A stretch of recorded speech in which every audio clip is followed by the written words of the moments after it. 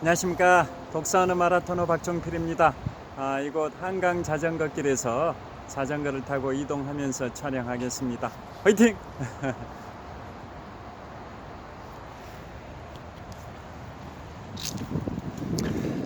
현재 시각은 2022년 11월 25일 금요일 저녁 8시 30분 정도 됐습니다.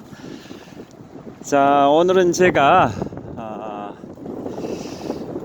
로마 제국의 가장 위대한 인물 가이우스 율리우스 카이사르, 영어로 시저에 관하여 말씀드리겠습니다.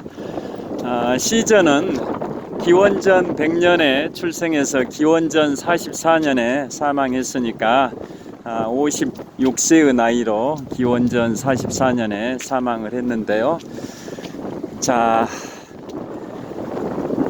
영국 잘 아실 겁니다. 영국의 가장 위대한 인물은 윈스턴 처칠입니다. 자, 윈스턴 처칠이 이런 말을 했습니다. 대영 제국의 시작은 기원전 55년 8월 26일 로마 제국의 카이사르의 군대가 브리타니아 해안에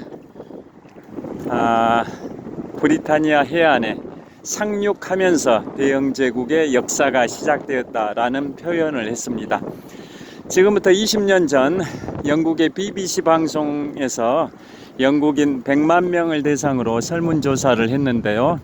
영국을 빛낸 가장 위대한 인물 1위에 바로 2차 세계대전을 승리로 이끌었고 영국의 61대 총리와 63대 총리를 역임했던 윈스턴 처칠을 영국을 빛낸 가장 위대한 인물로 선정을 했습니다.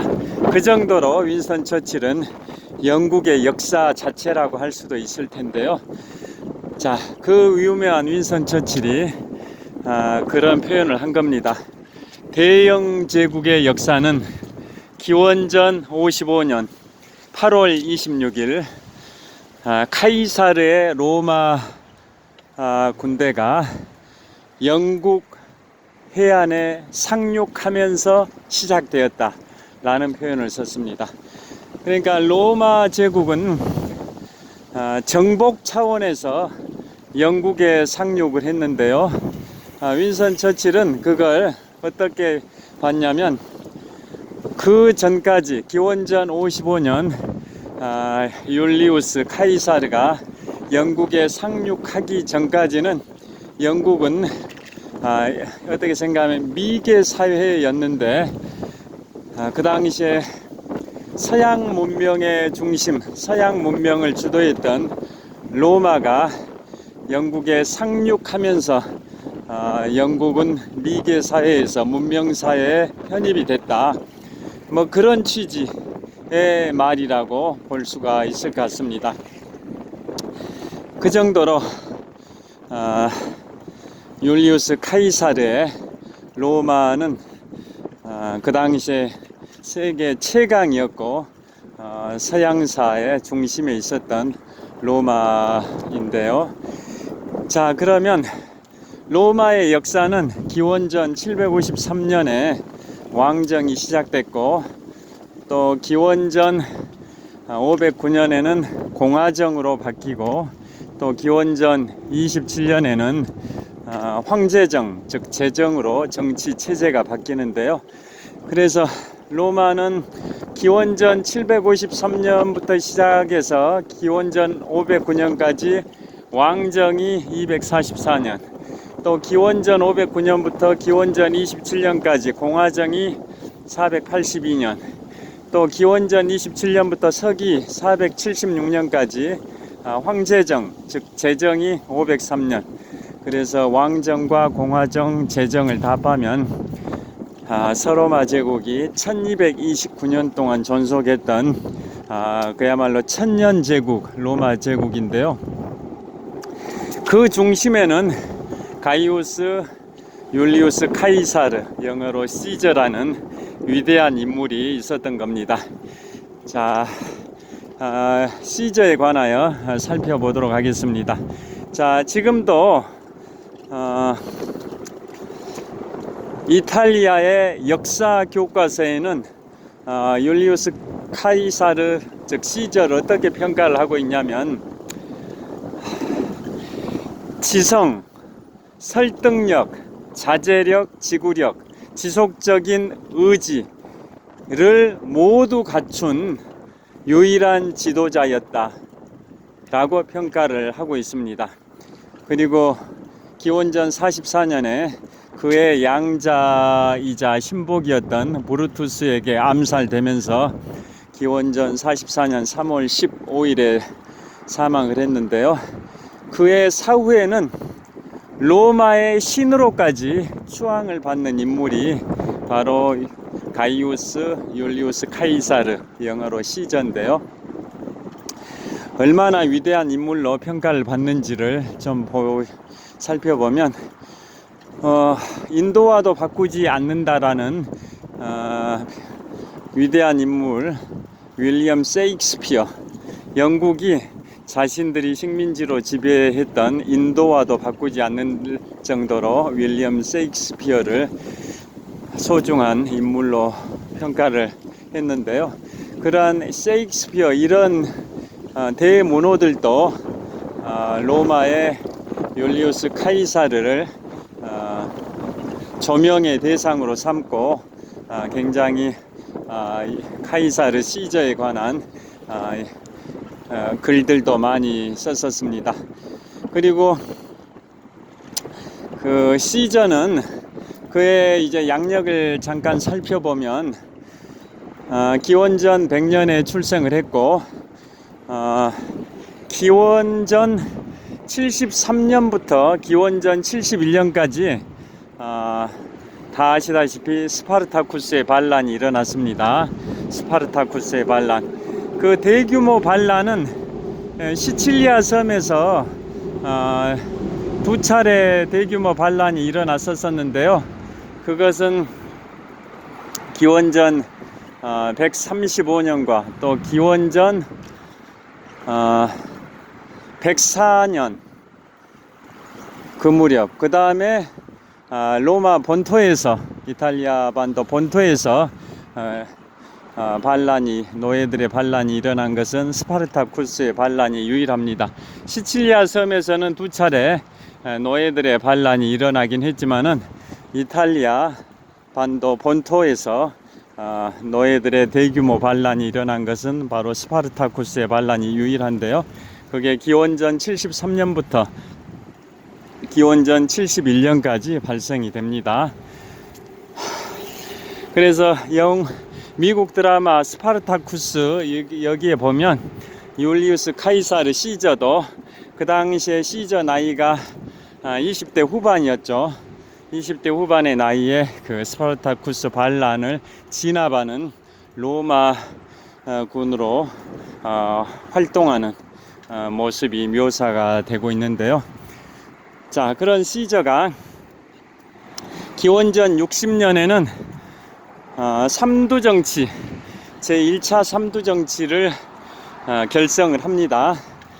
폼페이우스, 크라수스와 함께 시저가 제1차 삼두정치를 결성을 하고, 그 다음에 기원전 58년부터 기원전 50년까지 8년 동안은 갈리아 총독으로 부임을 하죠. 갈리아면 지금의 프랑스 지역입니다.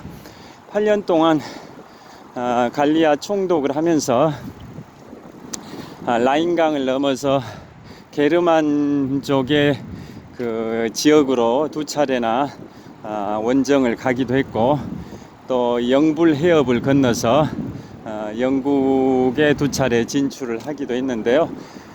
그 아까 윈스턴 처칠의 명언처럼 대영 제국의 역사는 율리우스 카이사르의 군대가 기원전 55년 8월 26일에 영불 해협을 넘어서 브리타니아, 즉 영국 해안에 상륙한 때로부터 대영 제국의 역사가 시작됐다. 그때부터 영국은 로마 문명을 로마 문명이라는 선진 문명과 접하고 대영 제국의 역사를 시작을 했다. 뭐 그런 취지의 윈스턴 처칠의 명언이 있습니다. 자, 그 정도로 율리우스 카이사르는 갈리아 지방, 지금의 프랑스 지방에서 속주 총독을 하면서 많은 업적을 쌓았었는데요. 이제 나중에 기원전 52년이 되면 1차 삼두정치 동맹을 맺은 지 8년이 되는 기원전 52년에는 메소포타미아 지역에서 삼두정치 멤버 중에 한 명인 크라수스가 쓰러지게 되죠. 그래서 이제 시저와 폼페이우스 두 명만 남게 되는데, 로마 원로원의 보수파들은 영리한 율리우스 카이사르보다는 덜 영리한 폼페이우스를 절대 권력자로 만드는 게 자기들이 다루기에 더 좋겠다라고 생각해서 덜 영리한 폼페이우스를 지지하면서 율리우스 카이사르에게는 군대를 해산하고 로마로 돌아오라라고 원래원에서 결의를 하게 되죠. 그런데 그거에 대해서 율리우스 카이사르가 그대로 따를 사람이 아니죠. 그래서 기원전 49년 1월에 갈리아, 즉 프랑스와 이탈리아의 접경지대에 있는 루비콘 강을 건너면서 그 유명한 명언을 남기죠. 주사위는 던져졌다. 자기는 원로원 결의대로 군대를 해산하고 로마에 입성한 게 아니라 군대를 그대로 무장시킨 상태에서 로마로 진군을 한다. 그래서 이미 나의 결단, 나의 운명의 주사위는 던져졌다라는 의미에서 주사위는 던져졌다라는 명언을 기원전 49년 1월에 하면서 로마로 진격을 합니다. 그에 따라서 원로원 보수파의 지지를 받았던 폼페이우스는 격파를 당하게 되고 이집트로 도주를 하는데요. 카이사르의 추격군이 이집트의 알렉산드리아에 상륙하기 전에 폼페이우스는 카이사르 시저의 지지자로부터 폼페이우스가 암살을 당하게 되는데요. 폼페이우스가 암살된 뒤에 알렉산드리아에 상륙한 율리우스 카이사르는 폼페이우스를 암살한 자신의 지지자를 처형을 시켜버리죠. 왜냐하면 삼두정치의 양대 축이었던 폼페이우스를 암살당하게 한다라는 것은 그건 비겁한 거다. 카이사르 자기 자신이 정정당당하게 대결해서 폼페이우스를 무너뜨리려고 했지, 암살이라는 불명예스럽게 죽게 한다라는 것은 폼페이우스의 명예를 훼손되게 하는 거다. 아무리 정적이긴 하지만 폼페이우스의 명예를 실추시키는 그러한 암살은 잘못된 거다라고 얘기하면서 그 암살범을 처형을 시켜버리는 그런 일화가 있고요. 그게 기원전 48년경이고 1년 후인 기원전 47년경에는 또 소아시아 쪽에서 또 전쟁이 발생이 돼서 카이사르가 개입을 하게 되죠. 그래서 그 소아시아 그쪽으로 가서 율리우스 카이사르가 그쪽 세력들을 또 무찌르고 나서 부하한테 이렇게 말합니다. 부하가 그 전투에서 승리한 율리우스 카이사르에게 질문을 하죠. 로마 원로원에 어떻게 보고할까요? 라고 하니까 또 율리우스 카이사르, 즉 시저가 명언을 남깁니다. 왔노라, 보았노라, 이겼노라. 그게 바로 기원전 47년에 시저가 소아시아, 지금의 시리아 이근방이라고 보시면 되겠습니다. 그쪽에서 발생한 전투에 개입을 하고 로마 원로원에다가 왔노라, 보았노라, 이겼노라라고 그 세 마디로 보고를 하라고 보아한테 지시를 했었습니다. 그 다음에 1년 후인 기원전 46년에 가서는 또 폼페이우스의 잔당을 또 다 무찌르게 되죠. 그러고 이제 드디어 삼두정치의 최종 승자가 돼서 율리우스 카이사르는 드디어 독재관의 지위에 앉게 되는데요. 그래서 이제 온 세상이, 온 로마가 카이사르 1인 지하에 놓이게 되는 그러한 상황이 됩니다. 그래서 뭐 카이사르에 대한 평가는 좀 엇갈리고 있는 것 같습니다. 공화정의 파괴자다라는 말도 있고, 또 로마 황제정 제정의 초석을 닦은 인물이다라는 말도 있고요.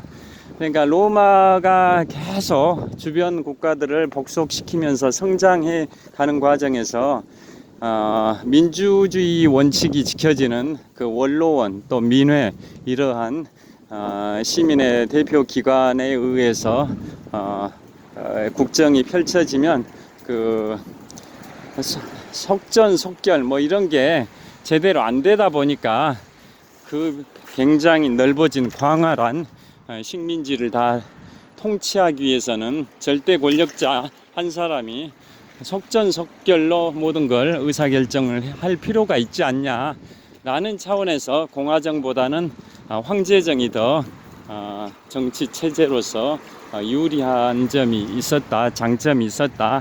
그래서 이제 482년에 공화정을 마감하고 503년이라는 장구한 역사의 황제정을 열었다. 그 과도기에, 공화정의 말기에 가장 위대한 인물 율리우스 카이사르가 활약을 했었다라고 보시면 될 것 같고요. 자, 그 다음에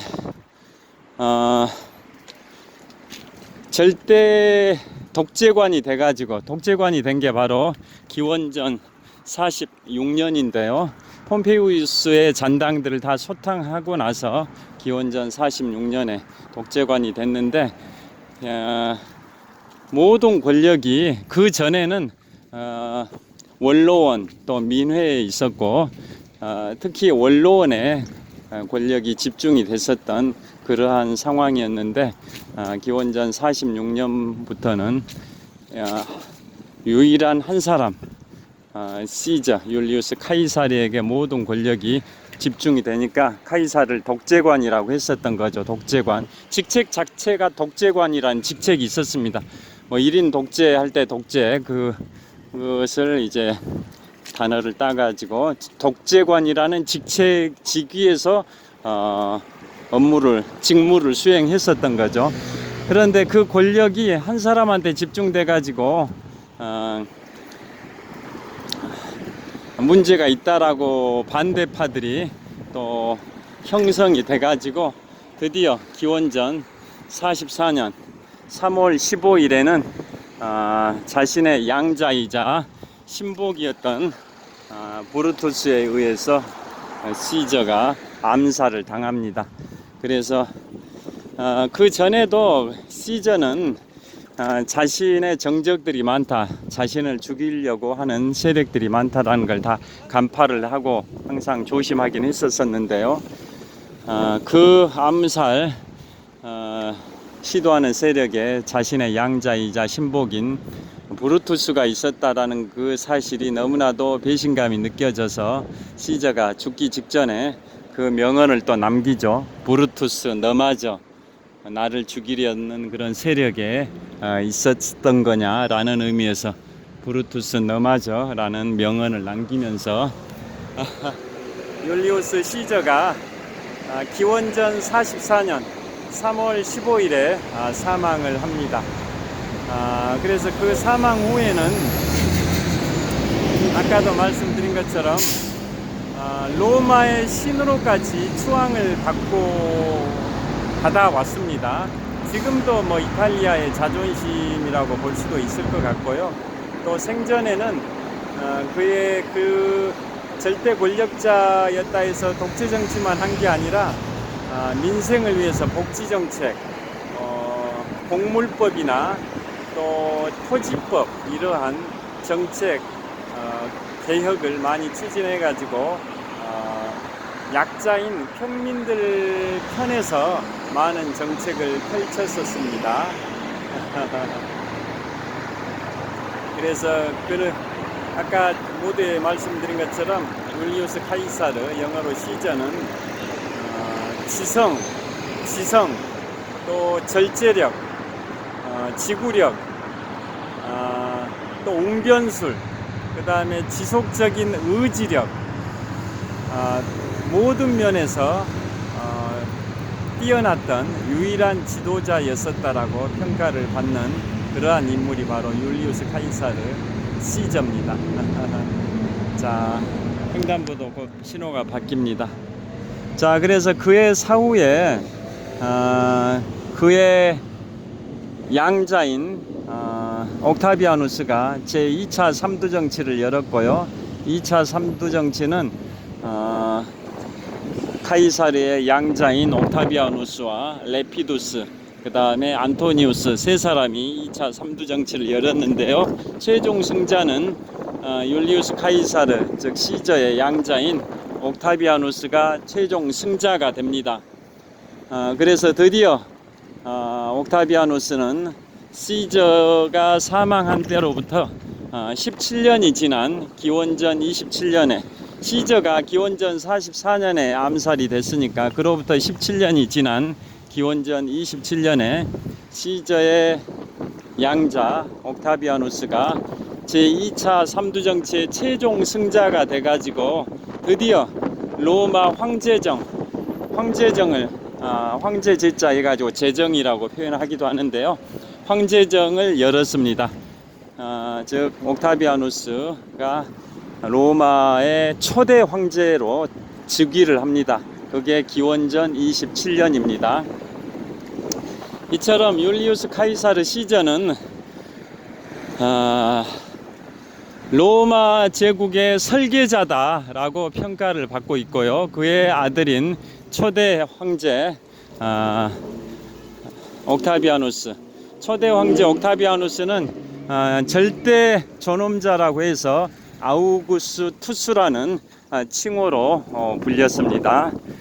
시저의 양아들이자 로마 제국의 초대 황제 옥타비아누스는 절대 존엄자라는 의미에서 아우구스투스로 불렸었고요.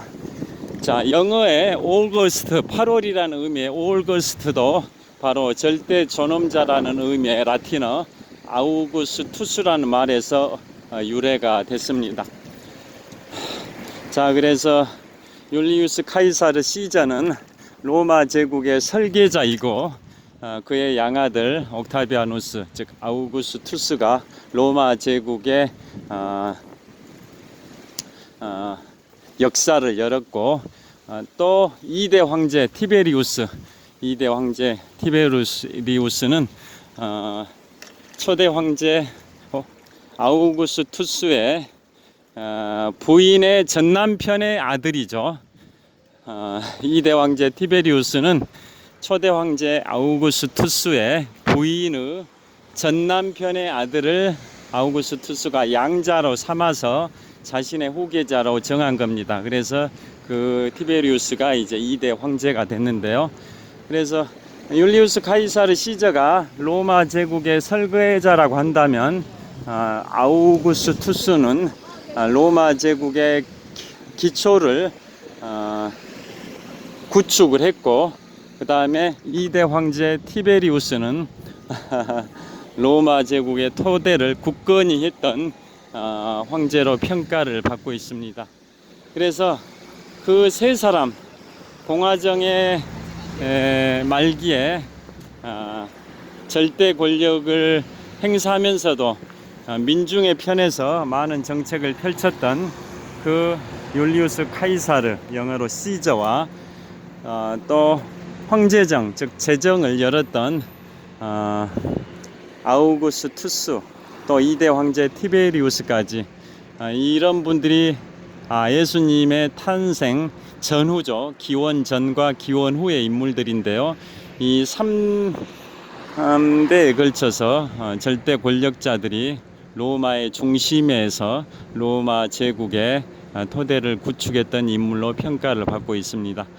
그런 게 있었기 때문에 자 그러한 로마 제국의 기틀을 닦았던 그런 시절이 있었기 때문에 서기 96년부터 서기 180년까지 오현제 시대라는 로마 제국의 최전성기도 오게 됐습니다. 자, 다 아시다시피 로마 제국의 최전성기는 오현제 시대인데요. 서기 96년부터 서기 180년까지 84년 동안입니다. 5명의 황제가 재위했었던 그 시절 84년 동안을 로마의 최전성기, 로마 제국의 최전성기 오현제 시대라고 하는데요. 네르바 황제, 트라이아누스 황제, 하드리아누스 황제, 안토니누스 피우스 황제, 그 다음에 마지막이 마르쿠스 아우렐리우스 황제입니다. 자, 신호가 바뀌어서 건너도록 하겠습니다.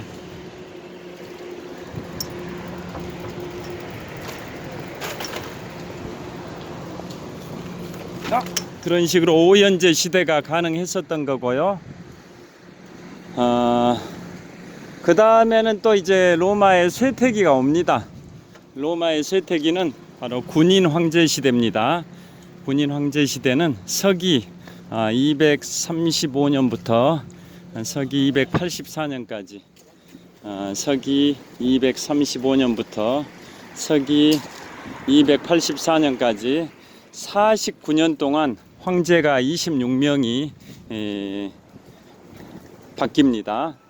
그러니까 그 짧은 기간 서기 235년부터 서기 284년까지 49년이라는 짧은 동안 황제가 49명의 황제가 선수 교체를 합니다. 군인들이 쿠데타를 통해서 계속 황제들을 암살을 하고 자신이 새로운 황제로 즉위를 하고, 그러니까 49년 동안 26명의 황제다 보니까 그 황제들의 평균 재위 기간은 2년 정도밖에 안 됐던 거죠. 그 시기가 이제 로마 제국의 쇠퇴기가 되고요.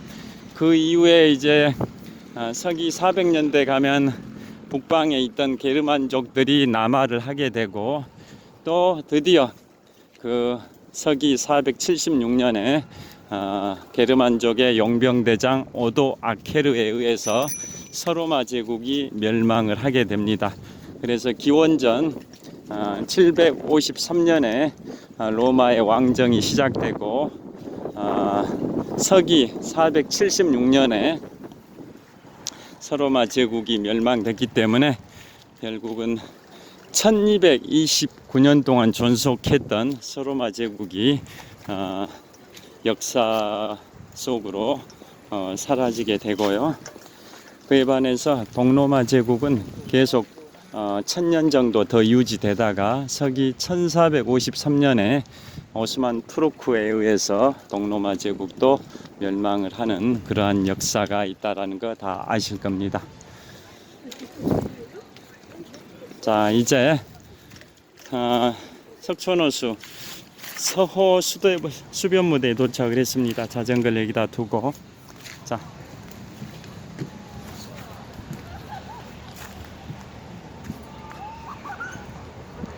이곳은 잠실 석촌호수 서호 수변무대입니다. 롯데월드 타워를 촬영하고 있습니다. 123층 555m 높이 롯데월드 타워입니다.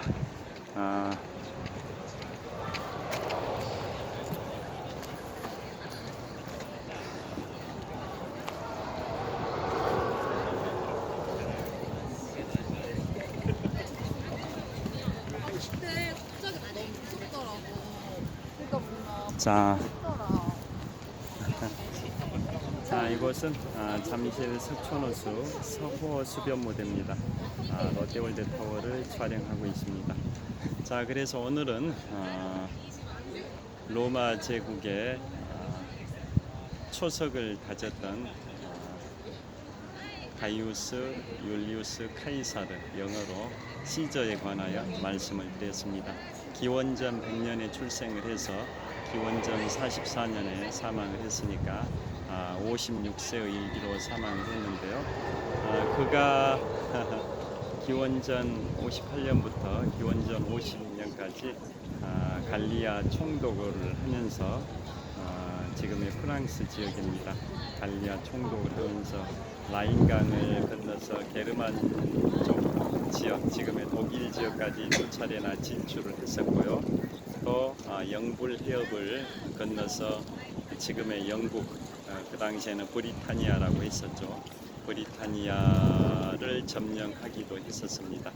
그래서 한 8년 정도 갈리아 총독을 여기만 그런 경험을 토대로 해서 갈리아 전기라는 유명한 작품을 저술한 문호이기도 합니다.